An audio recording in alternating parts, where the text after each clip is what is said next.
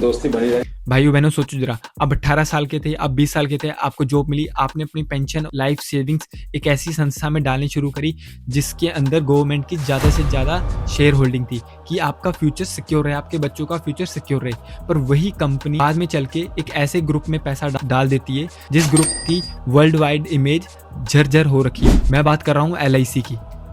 तो आप देख रहे हैं भारत बाइट, आवाज़ उन लोगों की जिनकी कोई सुनता नहीं। हम मुद्दा वो उठाते हैं जो कोई उठाता नहीं।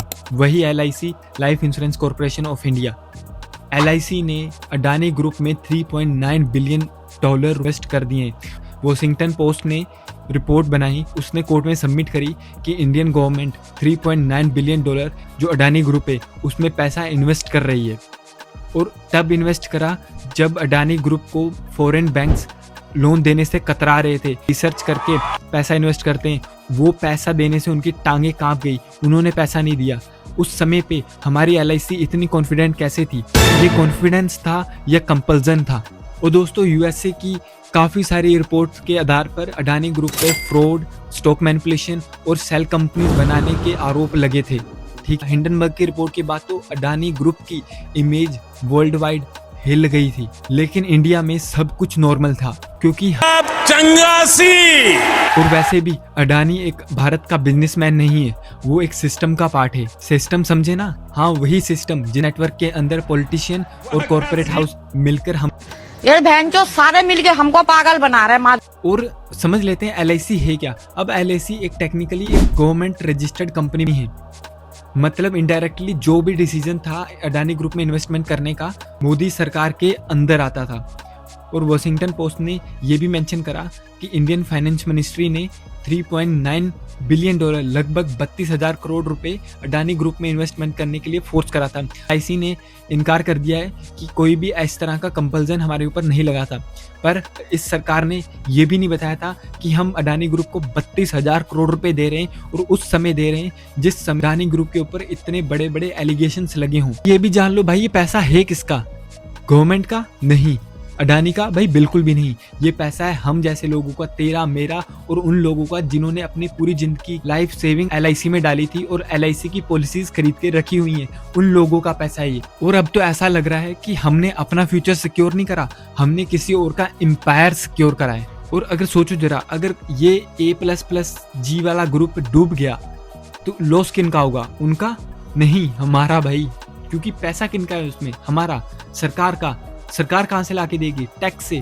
टैक्स कौन देते हैं? आम जनता। पिटेगी आम जनता ही। और यही काम अगर कांग्रेस या UPA के टाइम पे हुआ था, अभी के टाइम पे मेरे दोस्त लोग ही अपनी स्टोरीज में लगा रहे होते हैं biggest scam of era, Congress broke their own record. इस तरह के पोस्ट और मेंशन चल रहे होते हैं अंधभक्तों के बीच में। और मैं एलिगेशन नहीं लगा रहा, मैं सिर्फ बात कर रहा हूँ वॉशिंगटन पोस्ट के आधार पे। और ये कोई एंटी इंडिया बात नहीं है, ये कोई किसी के अगेंस्ट पे बात नहीं है। बात कर रहा हूँ सरकार के खिलाफ, बात कर रहा हूँ मोदी के खिलाफ, बात कर रहा हूँ अडानी के खिलाफ। अडानी के खिलाफ बात करना इंडिया नहीं, मोदी इंडिया नहीं, और किसी भी कल्चर धर्म को लेके इंडिया नहीं बनता। भारत सबका है, सिंपल बात है। रिस्क किनका? हमारा। रिवॉर्ड किनका? उनका। ये है न्यू इंडिया का न्यू बिजनेस मॉडल। वाह क्या सीन है, वाह क्या सीन है।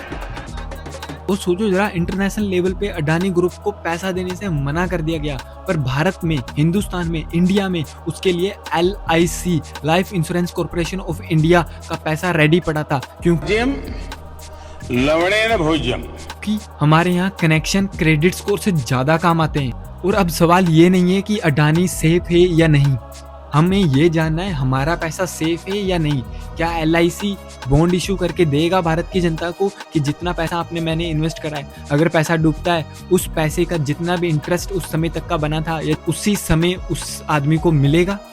अगर शारदा कोई प्राइवेट कंपनी स्कैम करती है, उसे कांग्रेस पार्टी के साथ जोड़ा जाता है। कोई सारा करती है, उसे कांग्रेस पार्टी के साथ जोड़ा जाता है। नीलम मोदी करता है, कांग्रेस पार्टी के साथ जोड़ा जाता है। विजय माल्या करता है, कांग्रेस पार्टी के साथ जोड़ा जाता है। जियो सिम लेके आती है, कोई प्राइवेट कंपनी काम करती है, उसे मोदी को क्रेडिट देते हैं। ये क्रेडिट पे तो फिर भाइयों बहनों कंक्लूजन यही है कि एक गवर्नमेंट बैक इंस्टीट्यूशन जब अपना इतना बड़ा अमाउंट किसी एक ऐसे प्लेयर में लगाती है जिसके ऊपर रिस्क फैक्टर ज़्यादा है, तो ये एक सिर्फ फाइनेंशियल स्टोरी ही नहीं भाई, ये पॉलिटिकल स्टोरी बनेगी और इसे इसका क्रेडिट लेना पड़ेगा और हम लोगों को क्वेश्चन पूछना पड़ेगा। तो कोई बड़ी बात नहीं है कि आने वाले टाइम पे किसी कंपनी का 32,000 करोड़ का लोन राइट ऑफ कर दिया जाए। और यार मेरे कमेंट्स में आके लड़ना मत, वैसे लड़ेगा कौन, 10-15 सब्सक्राइबर हैं यार। अगर ये वीडियो चल भी गई, किसी ने देख भी ली, भाई लड़ा मोदी के खिलाफ बात कर रहा हूँ, अडानी के खिलाफ बात कर रहा हूँ, जनता के लिए बात कर रहा हूँ, इसका कोई मतलब नहीं मैं एंटी इंडिया बात कर रहा हूँ, ठीक है। और वैसे भी